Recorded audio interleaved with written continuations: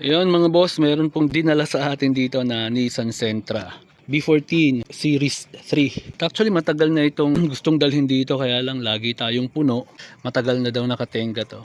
Ang problema niya ay ayaw niya talagang mag-start. Pag mga ganyan mga bossing, so EFI po na mga sasakyan, wala daw kuryenteng lumalabas, walang fuel pump. Ang una nyong i-check mga boss ay kung meron bang check engine light sa key on. And wala nga, so hindi talaga magkakaroon ng kuryente ang distributor. Napacheck nila to sa electrician at ang gustong papalitan ay yung distributor. Unahin nyo po muna ang mga fuse pagka ayaw umandar nung sasakyan ninyo at nakita ninyo na walang check engine light. Sa mga EFI kahit sa mga bagong mga bossing, no, pag wala kayong nakitang check engine light sa key on, wag kayo munang magkakalikot kung saan saan. Yun muna ang i-hunt ninyo kung bakit walang check engine light. So ang uunahin nyo dyan yung fuse ng ECM or ECU, engine control, pati yung mga electronic parts. Kung ano man yung sasakyan ninyo, hanapin nyo lang po yung fuse box. So yun po muna yung check ninyo kung may supply ba ng kuryente. Maari din kasi nag-busted yung valve, pero pag busted lang yung valve, aandar naman to. Ngayon pag ayaw umandar, at least may kuryente or kaya merong supply ng gasolina.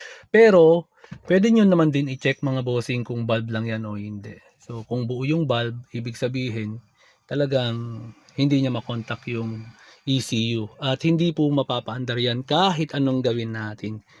May ginawa na po akong ganito noon. Sinuplayan ng kuryente ang distributor, lalong nasira tuloy ang distributor, and rinekta yung fuel pump para magbuga ng gasolina dun sa engine, pero hindi pa rin naandar yun. Wala pong pulse ang fuel injectors, walang command from ECU so hindi talaga yan naandar. So sa mga sasakyan po ninyo na mga EFI, i-check nyo muna from basic fuse, then relay, then wiring, then i-check nyo po yung computer box. Kaya mga boss, ayusin ko lang po ito. So ayun mga bossing, positive.